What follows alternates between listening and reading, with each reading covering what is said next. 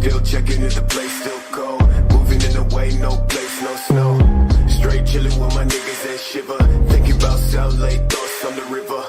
Move back, nigga, move back, nigga. Fake Jordan, that's whack ass bitch, nigga. I come back with 11 damn shots. I claim this city and I take your spot.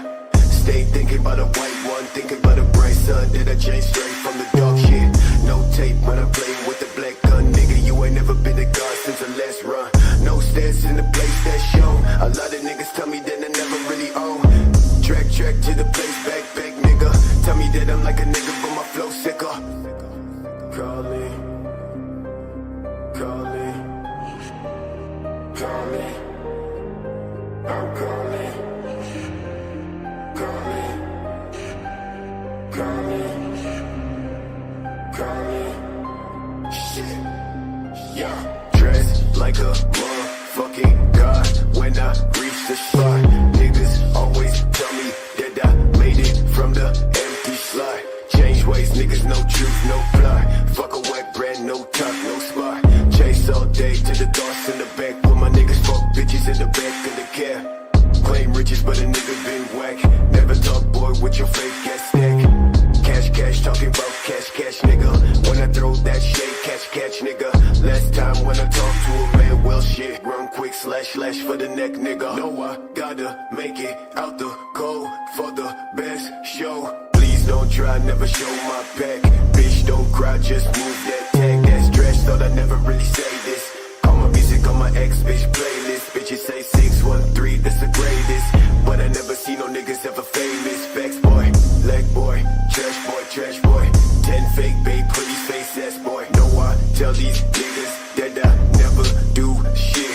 But my thoughts never sit, so I'm never not slick, nigga. Watch me leave this place you stay. Think about the fuck you made. Change the fucking shit you say. I may be back another day. Who's this guy? Lucifer, which is connected to Hoaxstead. No, Lucifer's not that. Lucifer's not that. Who's Lucifer? Who's Lucifer? The person I can't talk to. I'm listed. Oh, right. I'm listed. Okay. Yeah, I had a daughter with somebody who later transpired to be a paedophile, and I did not favour him over my daughter, but I did sadly get bullied by my family and professionals into believing him over my daughter. I did not favour him over my daughter. I've got one question for you, Angela. Right, go ahead, Brian. I've got one question for you, which is turning around my head, and this is why I stopped contacting you. And you know I'm straight, I'll be honest with you. Yeah, go for it. What's this rumour going around about the letter that you gave about the child? Right, that's all I wanted to know. That's what I'm right? When my daughter was 11, she disclosed that her birth father had molested her when she was 7. And I got in touch with him, and I got in touch with professionals, and I told my family, and he said, absolutely untrue, I'll come to Ireland, I'll do a lie detector. You've over-sensitised her, you've filled her head with child sexual abuse, and it's not true. And then my family also, including a social worker sister that was very senior in child protection, they all convinced me that I must have implanted a false memory in my daughter, is what they basically were telling me. And so I then was in a church as well, which I didn't realise was fucked up. And the church also got behind the narrative that, no, this is not true, you've put this in your daughter's head, right? Mm-hmm. And so I had counselling at the church in Dundalk, and the counsellor said to me, you really need to ask your daughter to write a letter to her dad and apologise, right? And I'm so ashamed if there's shame on you. I can't believe that happened. If there's anything in my life I regret, I let myself be bullied and gaslit. Yeah. And I said, Gabriella, you know, you know, maybe it didn't happen. Perhaps you should write to your daddy and say sorry. And I'm ashamed. You want people to actually victim yourself. I know. But here's the thing, right? And like, they can pin that on me forever. I did follow my church and family's advice that I got my daughter to make this shit up, right? And God forgive me, I said, please write your daddy a letter and tell him you're sorry. And then 3 years later, we found proof that she'd been telling the truth and that her dad was. Well, 3 years later, you found proof. Shame on you. Shame on me like that. And I cried for a year and said to my daughter, I'm so sorry. I'm so sorry. I can never. Tell you, is it true that your relationship can never be strong again after that? Or has she? My daughter and I go through, like, we're like that, and then we fight, and then we're like that, and then we fight. We can be estranged, and then we come back together. We finish each other's sentences. She follows my footsteps. We adore each other. But it's a very difficult relationship, and I wouldn't blame her if she goes to her grave and says, I'll never forgive you for not believing me. But all I can say... I'll never forgive you for... Yeah, and honestly, you know, to be harsh, right? That is what you deserve, really. Yeah, well, okay. No, Matt. No one's perfect, Matt. No one's perfect, Matt. You're not perfect, nor am I. No, that's wrong. Everyone deserves forgiveness. No, you're out of order there. What do you reckon God would say to her then? What do you reckon God would say to you, Andrew? He'll forgive her. I know God would forgive you. You turned your back on a kid. Thou shalt go through the valley of death. Yeah. When my daughter and I found the proof that she had been telling the truth, I got her counselling, I got me counselling, I put up with her raging for 2 years and acting out, and I just thought, I deserve it. But ultimately, even though I had let her down as a mother, but the person ultimately to be angry with was the person that... And Matt, you're fucked up, Matt. Loads of fucking times, Matt. Let's be real. I was fucked up, Matt. Loads of times. As have I. So Matt, listen, we're talking to Andrew, and I agree. I fucked up. You fucked up loads of times. Don't start telling me what I've done in my life, Brian. What you haven't fucked up, Matt? You haven't fucked up, Matt. I feel ashamed of what I've done in my life. What you haven't fucked up, Matt? No, I'm saying there's nothing I'm not ashamed of I haven't done in my life. Well, you're telling me there's nothing you're ashamed of. You've done in the last 5 years you're ashamed of. Absolutely, there's nothing I'm ashamed of. Stalking a chief inspector. What about that? No, listen, Brian, I've got to stop you there. Listen, I wasn't a stalker, so I don't know what you're saying. No, I've got to say this. But you read it in the paper, Brian. But yet you expect us to believe you fucking evidence. Listen, Brian, listen to me. Matt, just let me say this, right? When whistleblowers expose corruption in the police or at government level, instead of their corruption being investigated, the whistleblowers are done for stalking and harassment. That's just a tactic. What about umbrella break solutions? What about umbrella breakout solutions, Kaylee, Matt? What about that? I used to like her. What about her, Brian? Well, you know, Matt. Talk about umbrella break solutions, Kaylee, any. Why should I talk about her? I like Kaylee. What's the issue? You say you've been perfect in 5 years, Matt. I'm not perfect, and I put my hands up. Fuck off, Matt. Be real. What have I done? Okay, then. Right, I'm a bit emotional now. So yeah, you see, you said something right at the end of what you said, which was I agreed with wholeheartedly. What was that? Because Brian jumped in and stole that. Ultimately, even though my daughter had every right to be angry with me and devastated and rage at me, but at some point, you had to say to herself, who molested me? Yes. It was not mommy, it was daddy, right? Exactly. And why the blame on you? Because the same thing happened to my mum, Angela. My mum failed my sister, and she was abused. So I've been there. Yeah. Okay. No, you've been there when it was your sister, Matt. That wasn't you. It was your sister. Here's the thing. Hey, listen, it affects me, Brian, just as much as everyone else. Here's the thing, Matt. Right, just a minute, Brian. On that visit, from her dad was in America, and on that visit when I lived in Suffolk, he was due to take my daughter on holiday for 5 days to the Isle of Wight, to my social worker sister, who convinced me that I made it all up and put that story in her head, right? So he turned up and he stayed the night. And the next day they were supposed to take a train to the Isle of Wight and a ferry and have a 5-day holiday. And she was only 6 or 7. And the next morning she seemed troubled.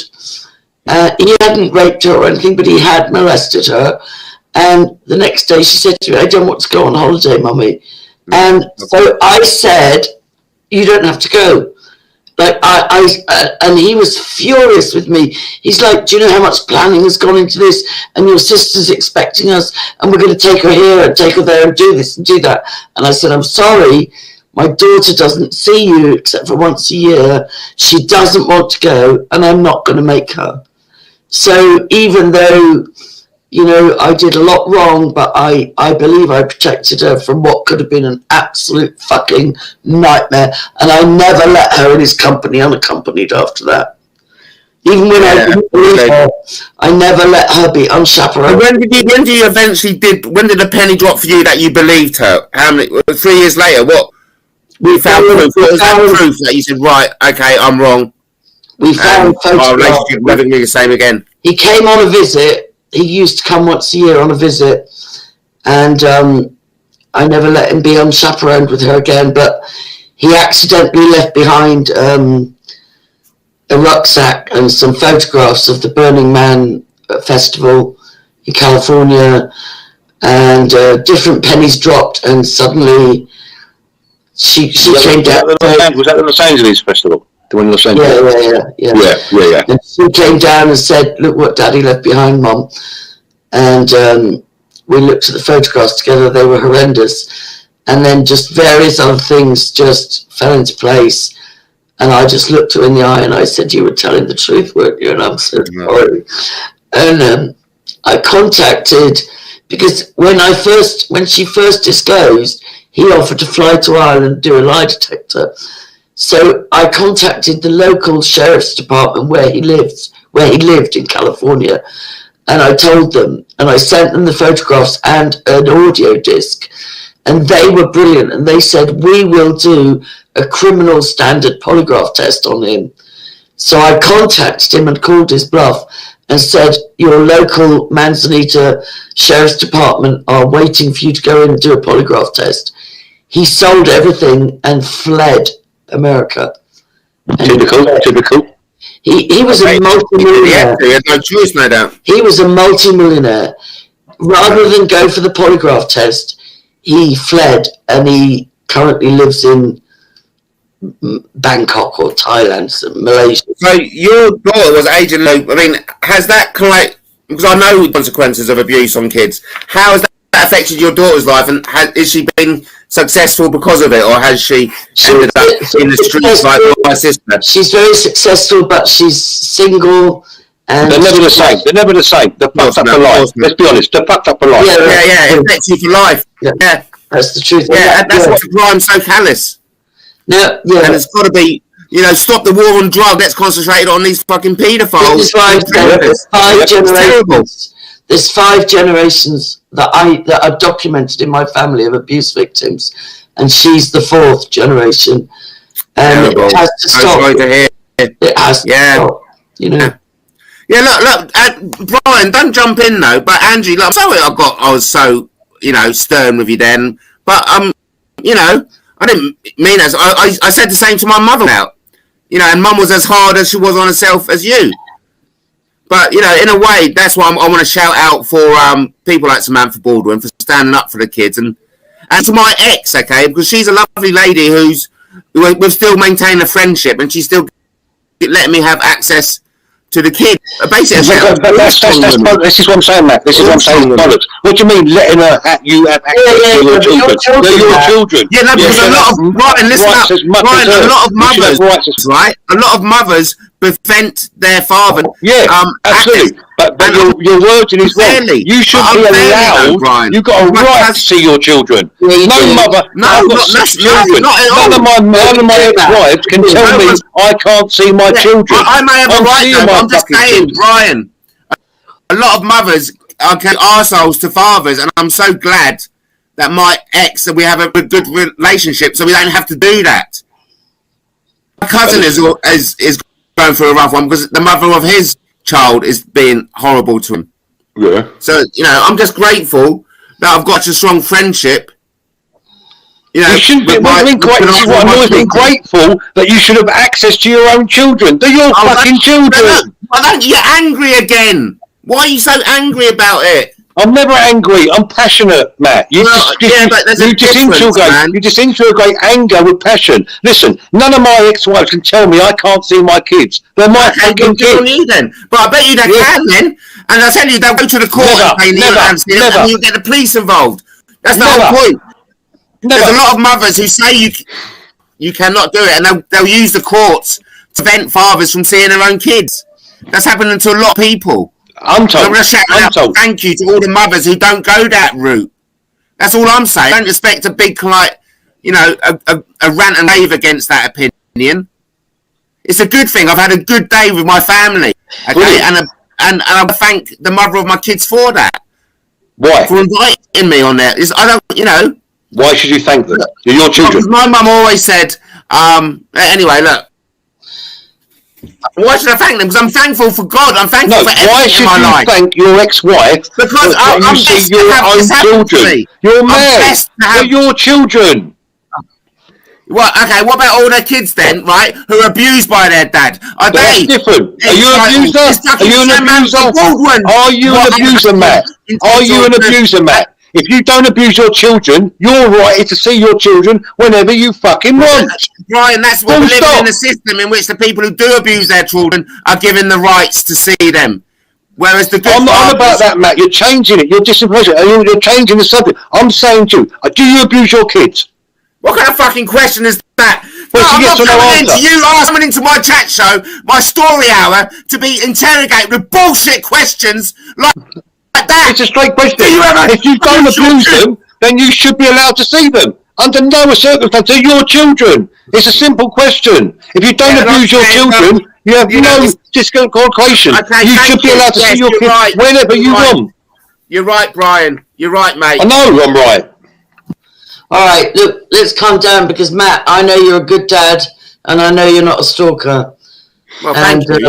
Thank you. Yeah, it doesn't sound like it sounds like Brian. No, I think Brian is just trying to... You can ask me the same question. Do I abuse my kids? No, I do not, Matt. I don't want to ask you. Why would I ask you that question, Brian? Because you're saying you're acting grateful for being able to see your own children. Yes, you should be grateful. They're your fucking kids. I thank God for giving me the life every day to see my kids and to reap. You're diluting the father's rights, mate. Okay.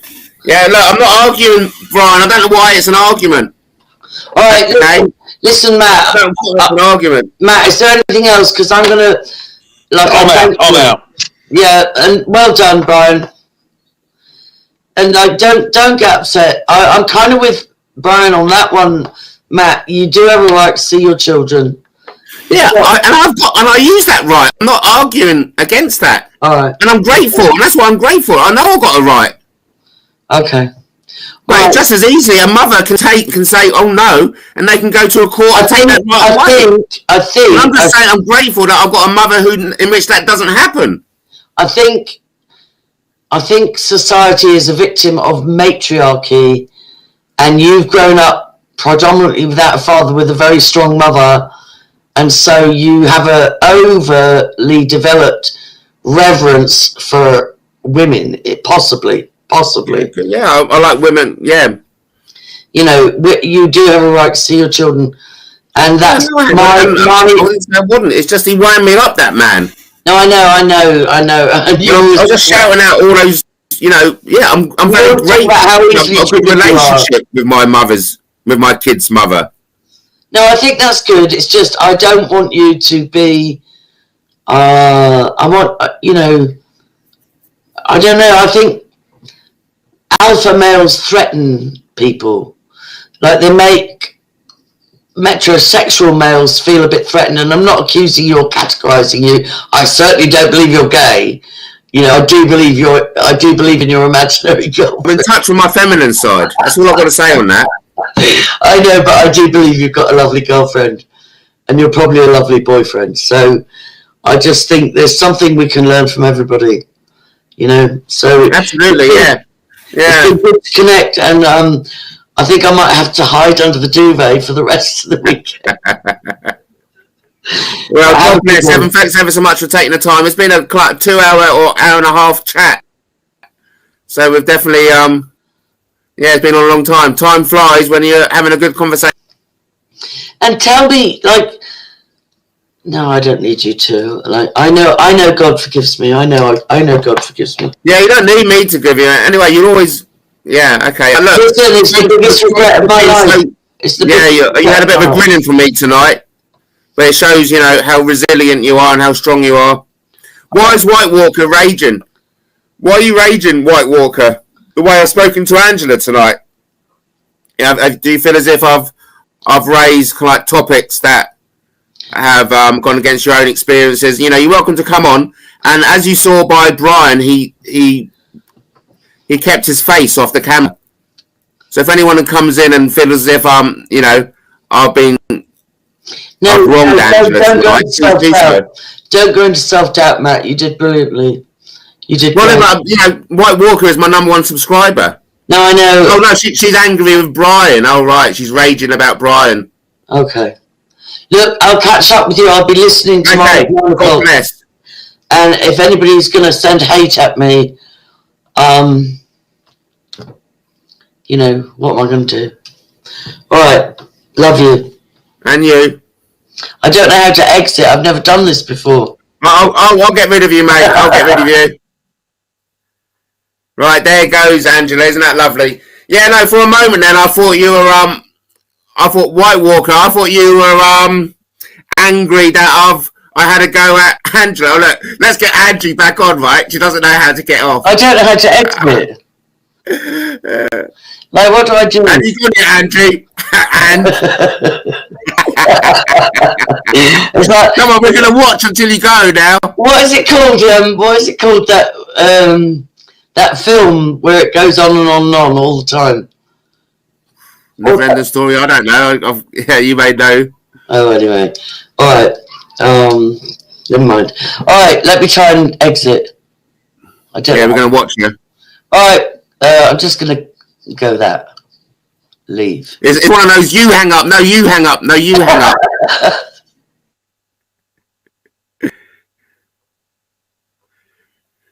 Good. Yeah. She's off. She's gone. Isn't that lovely, eh? That was beautiful, wasn't it?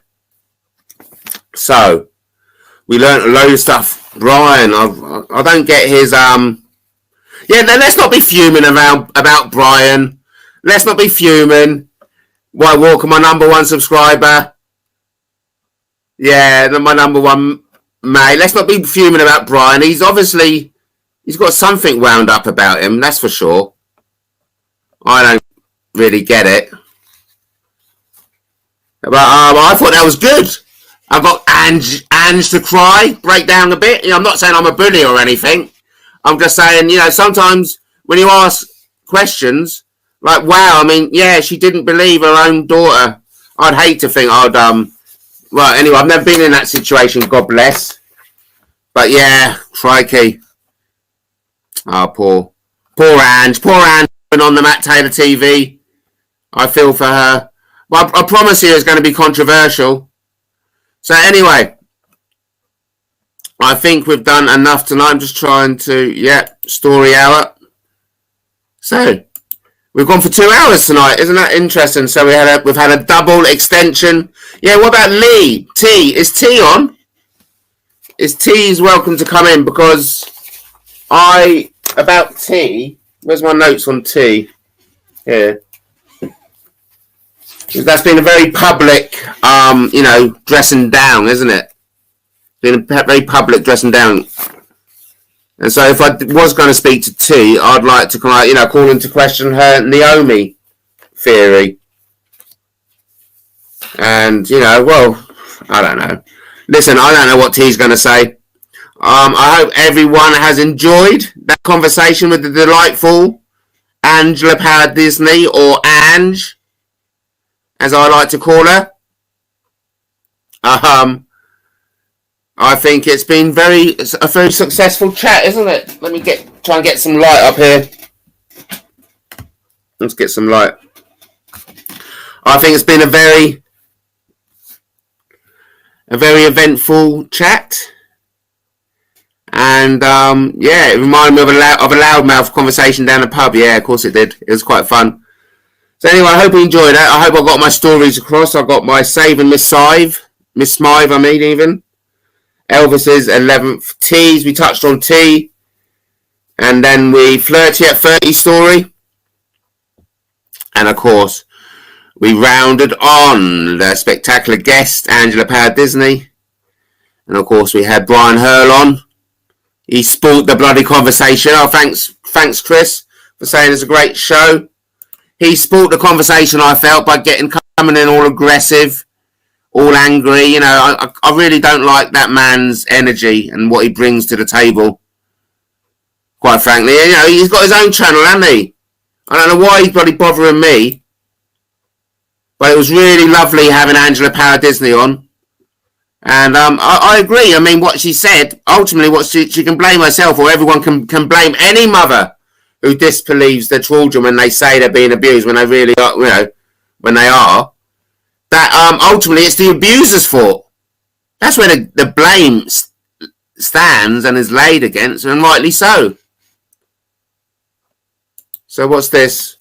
I missed all your comments, by the way. Hurl, you say you're the big channel destroyer. Yeah, I don't see you saying anything back to all the ex-gangsters who are calling you out as strange little man pretending to know them. Yeah, I think Brian Hurl is... thanks ever so much. In his own account, he says he's 50% genuine and 50% a nuthead. Thanks, E. I hope you're enjoying coming over. Listen, everyone, I think we've done really well. I don't think the Alan Mitchell, whatever his name is, Alan Mitchell, I think, a.k.a. Plisco, is the guy Brian Hurl has put up. I think that's what he got annoyed at me for. But listen, let's go. Let's go. I think I've certainly enjoyed it. It's been a great chat with Angela. God bless. And I'll see you tomorrow. Oh, yeah, what I'm going to do also, I forgot to tell you, there's going to be a dye my hair pink live coming up. I'm going to do that on Streamlab over the weekend. Maybe tomorrow. So I'll catch you at 9 o'clock tomorrow, okay, for a breakfast show. Yep, brilliant. Thanks ever so much for the kind comments. So we'll do a 9 o'clock breakfast show with you all, right? And we'll take it from there. We'll have a chat over the aftermath. And we've had another, like, Brian Hurl, Angela Power Disney, Matt Taylor clash live on Matt Taylor TV. I hope you all enjoyed it. I've really enjoyed it. Thanks ever so much for watching, everyone. I'll catch you all again at 9 o'clock tomorrow. Until then, remember, King Arthur loves you. Of course he does. Who's this guy? Lucifer, which is connected to Hoaxstead. No, Lucifer's not that. Lucifer's not that. Who's Lucifer then? Who's Lucifer? The person I can't talk to. I'm listed. Oh, right. I'm listed. Okay. Yeah, I had a daughter with somebody who later